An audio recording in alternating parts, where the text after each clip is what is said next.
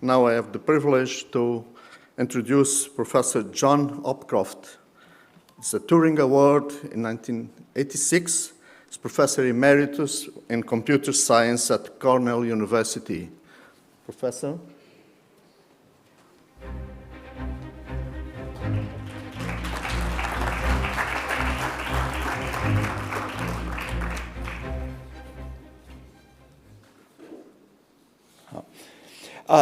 Two important topics are, one is educating the next generation of scientists, and the other is restoring public support for science.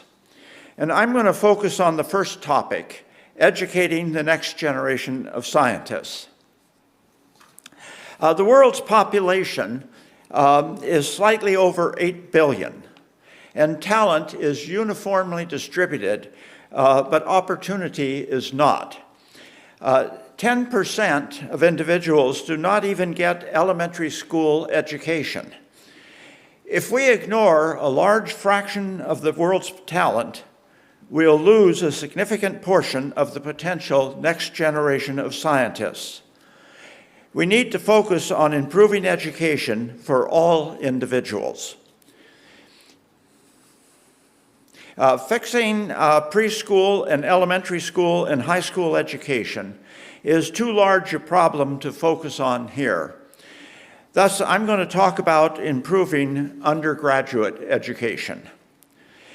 China has created a project to improve undergraduate education that is having a major impact on their gross national product. They plan to make this project international and work with other nations to improve education in all nations. I will first discuss the project and then talk about the internationalization of it. Faculty at top universities in China are fluent in English and can look at US or European universities to get good content for teaching. Faculty at 1,300 lower-ranked institutions are not fluent in English, and so do not have good current content for their courses. To solve this problem, China created Project 101 to build content in Mandarin for courses in over 20 disciplines. To do this, the Ministry of Education started with computer science and asked each of the top 33 universities to appoint an individual to select the important courses to develop talent for. The individuals selected 12 computer science courses. One of the individuals was assigned to each course to create a team of researchers to create material for the course. Each of these faculty members identified 10 or so faculty who had taught the course and were familiar with the content to produce good content for the course. Other disciplines saw the importance of the computer science content and joined Project 101 to create content for courses in their disciplines. The initial focus in computer science expanded to include mathematics, physics, chemistry, biology, economics, philosophy, statistics, basic medicine, and the science of Chinese medicine. The second component of Project 101 was to improve the quality of teaching. The initial 33 universities soon grew to 200 universities. At this point, we realized that the top 200 universities only educated 20% of the nation's undergraduates. To truly improve undergraduate education, we needed to improve teaching at the 1,300 lower-ranked institutions that educated the remaining 80% of undergraduates. Earlier, we had identified several hundred good teachers who wanted to do something to improve education in China, but they were not in a position to do so. When we started to improve education in the universities supported by the 31 provinces, these faculty agreed to help us. In each province, a group was formed to help faculty at provincial universities improve their teaching. At this point, China's president, Xi Jinping, recognized what we had done to improve education and presented us with a gold medal. I wondered, what had we done that got us this recognition? When I talked to government staff, they told me that Project 101 was starting to have an impact on China's gross national product, and that put us up at the top. The Minister of Education called me in and told me that it would be better if what we were doing in the provinces was official, and he added improving education at 1,300 universities to Project 101. This required that we develop a simple strategy to improve education at 1,300 universities. The strategy we developed was to change the metrics by which university presidents were evaluated. University presidents in China have 5-year appointments, and if they do well, they'll get a higher level job. Otherwise, they'll be given a less important position. University presidents were focused on improving the international ranking of their institution. The international ranking was based on research funding and number and quality of research papers. Their strategy focused on evaluating university presidents by the quality of teaching at their universities.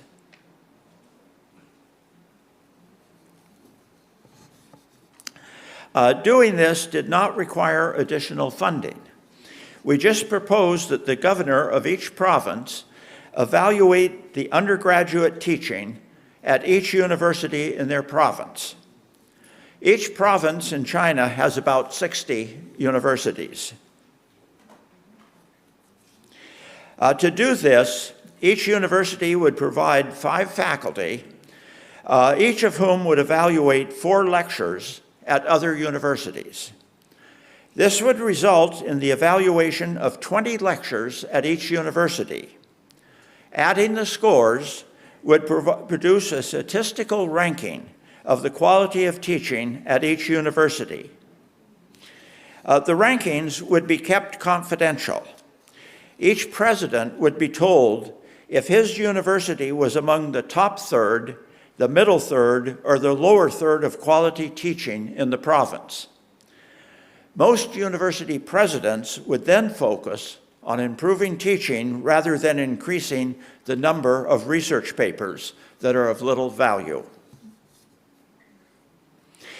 The evaluation of a lecture would involve, is the faculty member engaging the students? Is the faculty member excited and knowledgeable of the material he's teaching? Are the students engaged and absorbing the material? Where this has been done, the quality of education has improved significantly. If governors change the metrics by which university presidents are evaluated, university presidents would start exploring ways to improve teaching. Project 101 has significant experience in improving education and can provide university presidents with many techniques to try. A president could evaluate the teaching of all faculty members.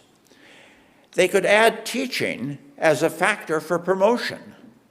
For a faculty member to get tenure, an individual's teaching would be required to be among the upper third in quality. Statistically evaluating teaching would also allow the president to know the quality of teaching in each department. It would also send a message to department chairs that quality of teaching is important. Some items a department chair may consider to suggest individual faculty select a colleague to sit in a couple of their lectures and tell them how students respond to the lecture. Reduce faculty workload so that faculty have significant time to explore research that excites them.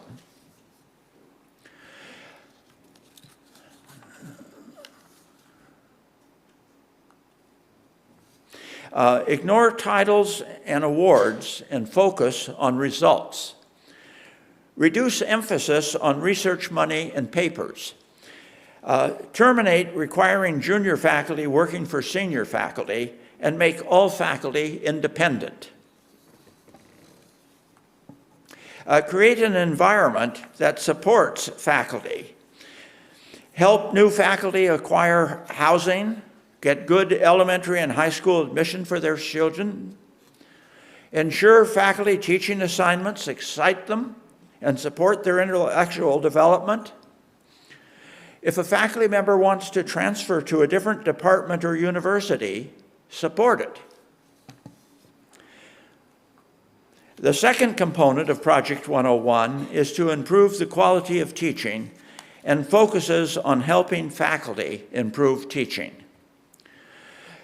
One methodology that grew out of a project to evaluate teaching, in which a faculty member sits in on a lecture and observes the interaction of the faculty member teaching the course with the students in the course. When evaluating teaching, one learns information that can help the professor teaching the course improve his teaching. This is key. Let me illustrate by telling you what I learned in evaluating one class.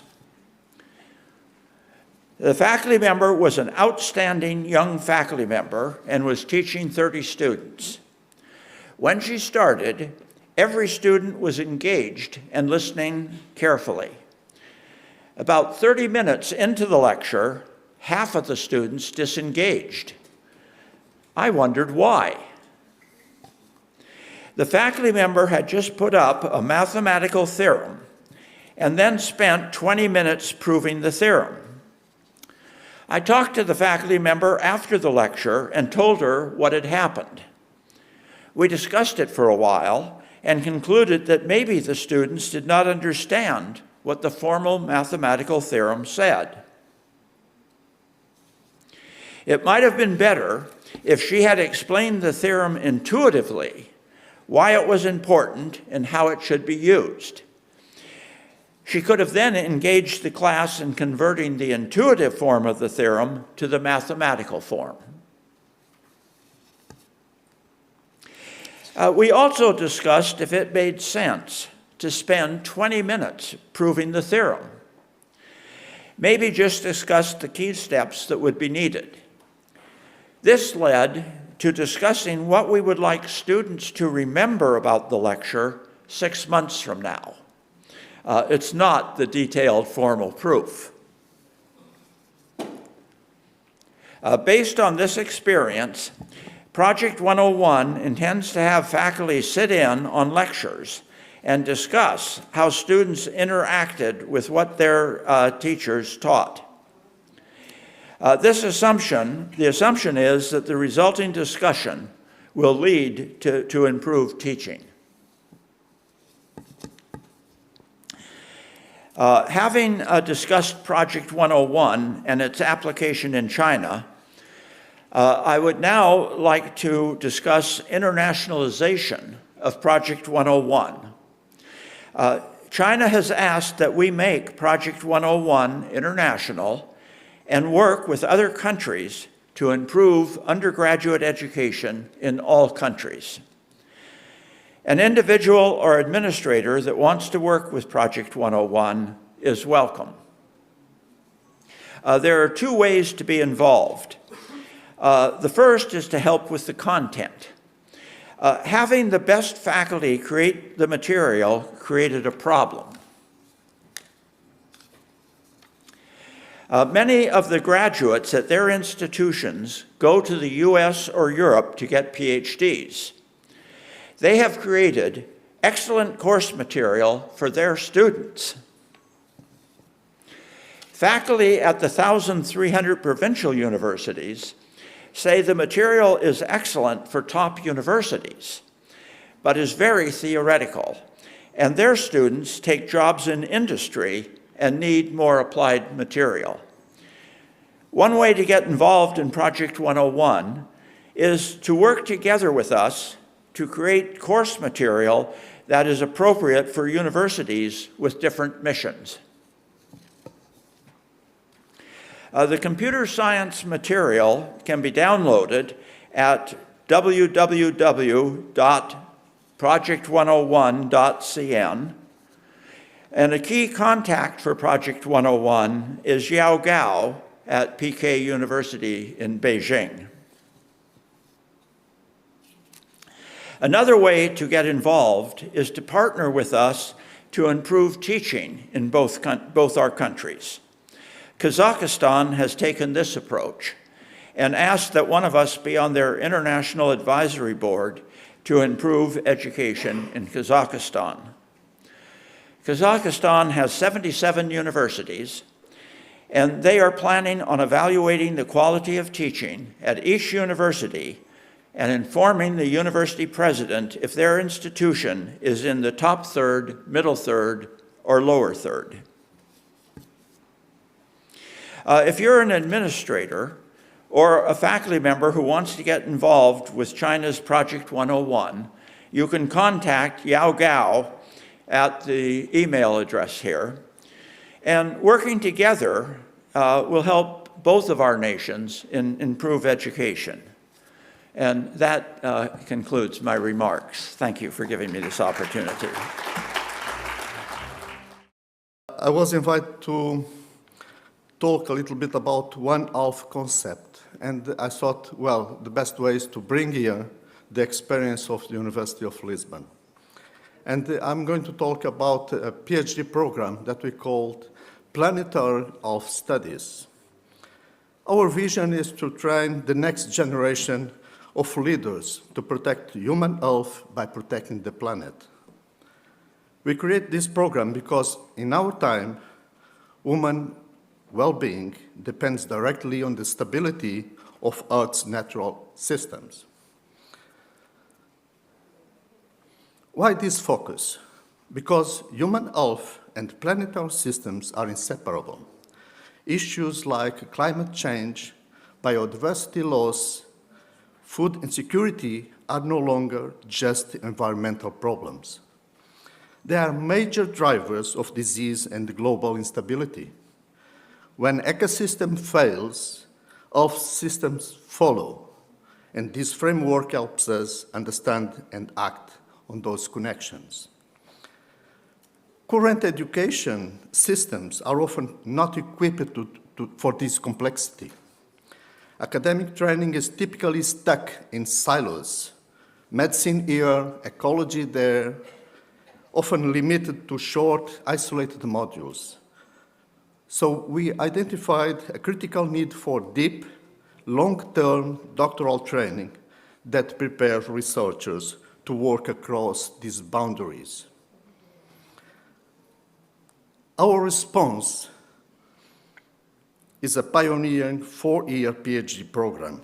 It bridges health sciences, engineering, social sciences, and arts because planetary challenges do not respect disciplinary boundaries.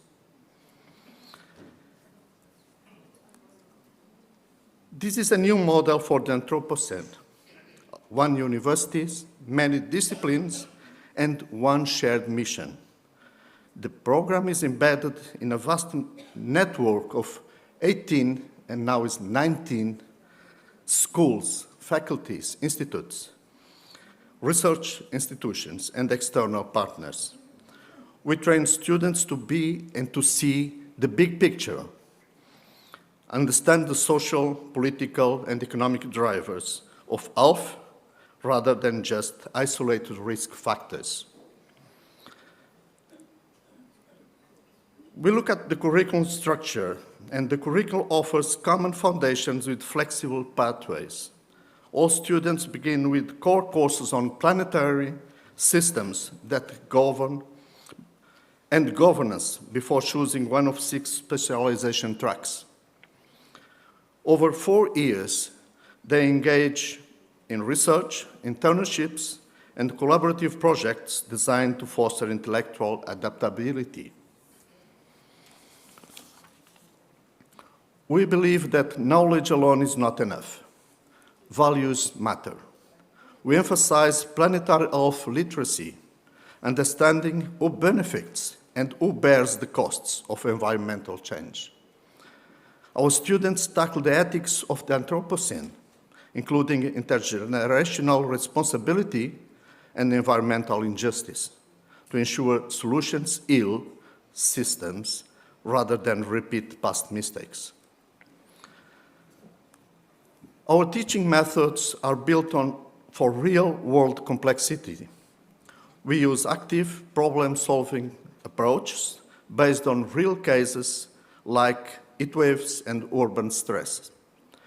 This trains our students to handle uncertainty, trade-offs, and conflicting evidence that decision makers face every day. We practice science with society, not just for it.